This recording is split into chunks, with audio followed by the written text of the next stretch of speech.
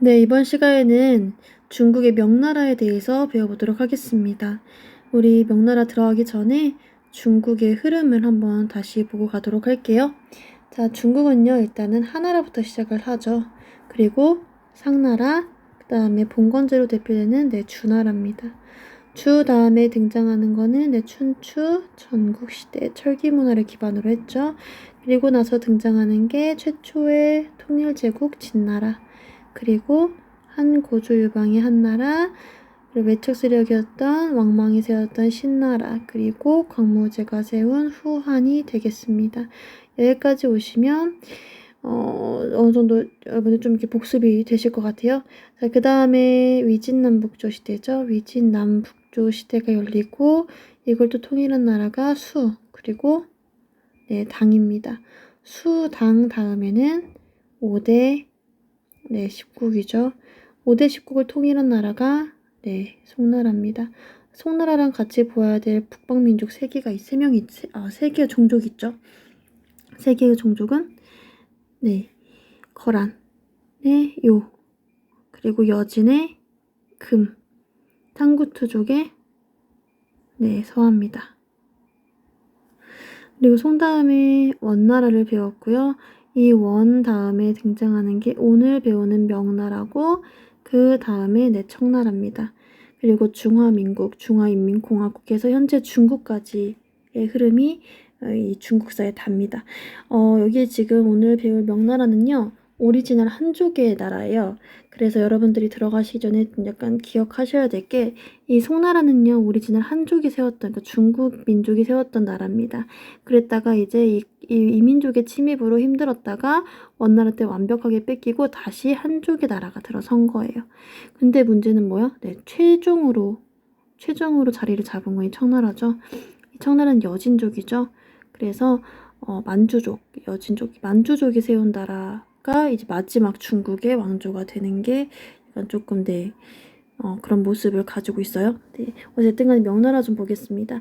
자, 이 명나라랑 이 송나라랑 이 정치가 좀 약간 비슷해요. 그러니까 송나라는 어떻게 기억하시면 좋냐면은 그냥 절도사를 견제할 수밖에 없어. 왜냐하면은 이 당나라를 멸망시킨 존재, 멸망으로 이끈 존재들이 절도사 세력이었잖아요. 그러니까 절도사를 견제했기 때문에 문치주의 정책을 실시합니다.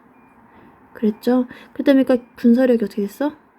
군사력이 약화되었고, 그러다 보니까 북방 민족들하고 늘 화의를 맺었어요. 그치?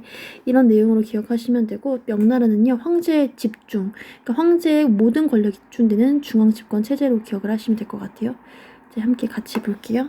자, 원 말기의 홍건적 출신. 그러니까 원나라를 쇠퇴로 이끈 난은요, 홍건적의 난이었어요. 그치? 그러면은 당나라는요, 안사의 난이었죠. 원나라는요, 홍건적 출신의 주원장이요, 난징을 수도로 정하면서 명을 건국하면서부터 시작이 됩니다. 그러니까 즉 다시 말해서 원 말기에 원을 쇠퇴로 이끌었던 홍건적의 난에 같이 참여를 했었던 주원장이라고 하는 사람이요, 난징을 수도로 명나라를 건국을 한 다음에 이 원나라 세력들을요, 만리장성 북쪽으로 몰아내요. 그래서 다시 한번 중국의 한족의 문화가 들어서게 됩니다. 왕조가. 이게 1368년이란 얘기죠. 우리나라로 따지면 우리나라도 조선시대가 막 건국된 지 얼마 되지 않았을 때입니다. 자, 홍무제는요, 중앙과 지방의 권력을 황제에게 집중시키는 정책을 펼쳤다고 되어 있어요. 굉장히 중요합니다.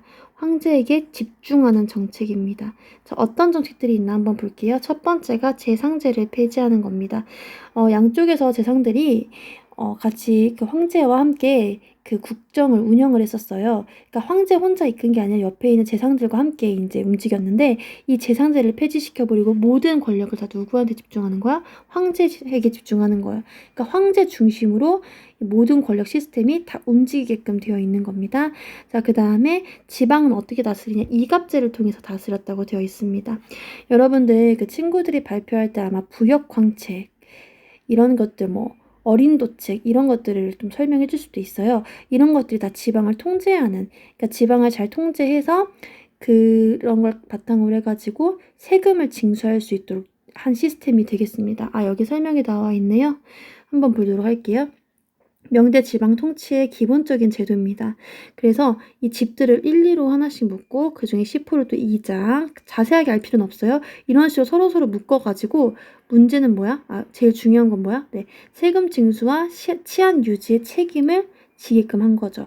그러니까 지방 통치를 완벽하게 강화시킨 거예요. 황제가 세금을 원활하게 징수하기 위해서 또한 치안이라고 하는 거는 약간 도둑들이나 이런 문제들, 그러니까 지방의 약간 그 잘못된 뭐 도적들에 대한 문제들을 바로 잡기 위한 그런 정책으로 이갑제를 실시해서 황제에게 지방의 권력도 다 집중시키는 정책을 펼친 겁니다. 자, 그리고 또한 한족의 전통을 회복하기 위해서 과거제도 정비를 하죠. 그렇게 합니다. 또한 유교라고 하는 것도 편찬을 해요. 이것도 친구들이 설명해 줄 수 있어요. 유교라고 하는 건 6가지 조항의 유교적인 그런 내용들이 담겨져 있는 겁니다. 예를 들어서 어른을 보면 공경해라, 이런 내용들이 담겨져 있습니다. 자, 이게 지금 홍무제의 정책들이에요. 우리 교과서에서는 3개밖에 나오진 않지만 이 홍무제는 굉장히 많은 정책을 실시한 왕이기도 합니다. 그래서 원나라의 많은 제도들을 폐지를 시키고요. 그리고 명나라만의 그런 독창적인 제도들을 많이 가져오는 사람이 홍무제입니다. 잘 기억하세요. 두 번째 왕은요, 영락제입니다. 영락제는 수도를 베이징으로 옮기죠. 그래서 수도를 베이징, 현재 북경으로 천도를 합니다. 그리고 적극적인 대외 정책을 추진하는데 어떻게 추진을 하냐. 자, 몽골을 여러 차례 공격해요. 그리고 베트남을 일시적으로 정복해요. 또한 정화에게 원정을 보내죠. 그래서 이 정화의 대규모 항해는 정화의 원정은 굉장히 역사적으로 중요한 사건입니다. 이 정화의 항해라고도 얘기를 하죠. 자, 여기 좀 자세하게 보시면 자, 정화의 항해로 명은 동남아시아, 인도 및 아프리카 동해안까지 진출해서 명 중심의 국제 질서를 확대하였다라고 되어 있어요. 교과서 옆에 105페이지 한번 가볼게요. 활동 1번을 보시면 정화의 항해에 대해서 굉장히 자세하게 나와 있어요. 자, 명이 환관이었어요. 이 환관은요, 그 왕 옆에서 내시라고 얘기를 하죠. 우리나라로 따지면 이 내시 내관입니다. 그러니까 비서 역할을 하고 있는 세력들이죠. 그래서 이 환관을 굉장히 좋아했던 게 또 명나라였어요. 우리 한나라가 환관 굉장히 좋아했다라고 얘기했었죠. 후한도 마찬가지였고, 여기도 명나라도 내시 내관 굉장히 좋아합니다. 그래서 이 환관들의 세력이 굉장히 드세요. 굉장히 강력했다고요. 어쨌든 이 환관이었던 정화를요, 이 함대를 주고 원정을 보내요. 그래서 총 7차례까지 원정을 나갑니다. 정화의 항해는요, 콜럼버스의 항해보다 약 70년이나 앞섰대요. 굉장히 유명한 항해가 되겠어요.